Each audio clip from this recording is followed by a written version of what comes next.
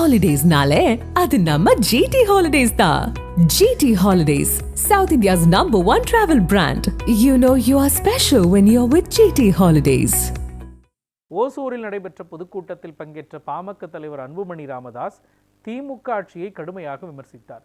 தமிழகம் முழுவதும் உரிமை மீட்க, தலைமுறை காக்க என்ற பயணத்தில் ஈடுபட்டு வரும் அன்புமணிக்கு சீதாராம் நகரில் உற்சாக வரவேற்பு அளிக்கப்பட்டது. பின்னர் ஓசூர் ராம் நகரில் பொதுமக்கள் மத்தியில் உரையாற்றிய அவர் 207 அரசு பள்ளிகள் மூடப்பட்டுள்ளதாகவும் 4000 பள்ளிகளில் ஒரே ஒரு ஆசிரியர் மட்டுமே உள்ளதாகவும் சாடிய அவர், கடந்த 4 ஆண்டுகளாக தமிழகத்தில் மக்கள் விரோத ஆட்சி நடைபெற்று வருகிறது என்றும், தமிழகத்தில் யார் ஆட்சி அமைக்க வேண்டும் என்பதை கடந்து யார் அமைக்கக்கூடாது என்பதில் மக்கள் தெளிவாக உள்ளனர் என்றும் கூறினார்.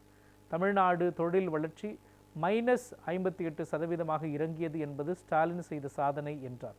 தொழிற்சாலைகளில் 75% உள்ளூர் இளைஞர்களுக்கு வேலை வாய்ப்பு வழங்கும் வாக்குறுதியை திமுக நிறைவேற்றவில்லை என்றும், தமிழகத்தில் கஞ்சா மற்றும் கள்ளச்சாராயம் பஞ்சாபை விட அதிகரித்துள்ளதாகவும் விமர்சித்தார்.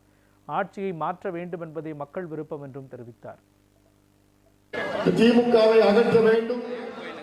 4.5 ஆண்டு காலம் தமிழ்நாட்டிலே ஒரு கொடுங்கோல் ஆட்சி, மக்கள் விரோத ஆட்சி, சாராய ஆட்சி, கஞ்சா ஆட்சி, பெண்களுக்கு எதிரான ஒரு ஆட்சி, திமுக ஆட்சி நடந்து கொண்டிருக்கிறது. இதை வீட்டுக்கு அனுப்புகின்ற காலம் நேரம் வந்துவிட்டது. அதற்கு இங்கே வரையிருக்கின்ற என் தம்பிகளும் என் தங்கைகளும் சேர்ந்து திமுக ஆட்சியை வீட்டுக்கு அனுப்ப வேண்டும் என்ற நோக்கத்திலே தான் இந்த நடைபயணத்தை நான் மேற்கொள்கிறேன்.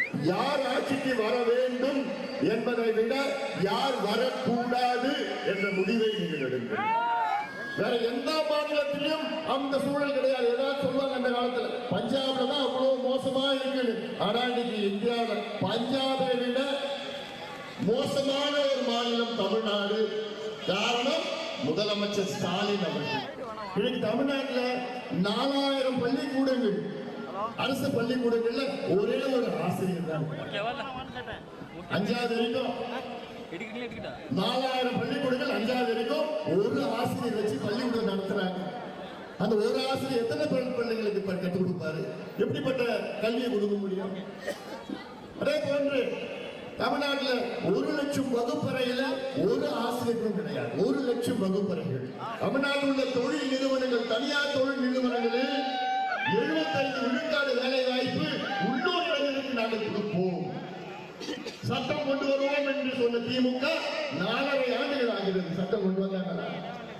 முதல் முறையாக தமிழ்நாட்டிலே இந்த திமுக ஆட்சியில -0.58% தொழில் வளர்ச்சி எவ்வளவு? -0.58%. மைனஸ்ல போயிடுச்சு.